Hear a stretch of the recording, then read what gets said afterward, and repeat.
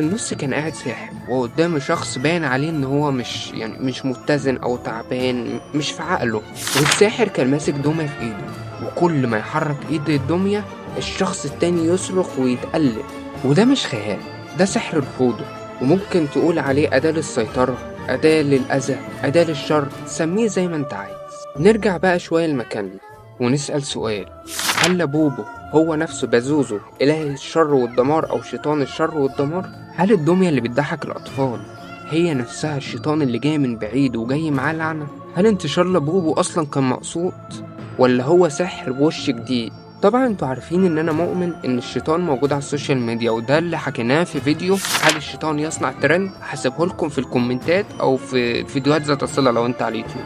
فهل فعلا هو مدسوس لينا والشيطان اللي دسه لينا؟ والغريب اصلا ان من بعد لابوبو ما انتشر في ناس بدأت تقول كلام غريب.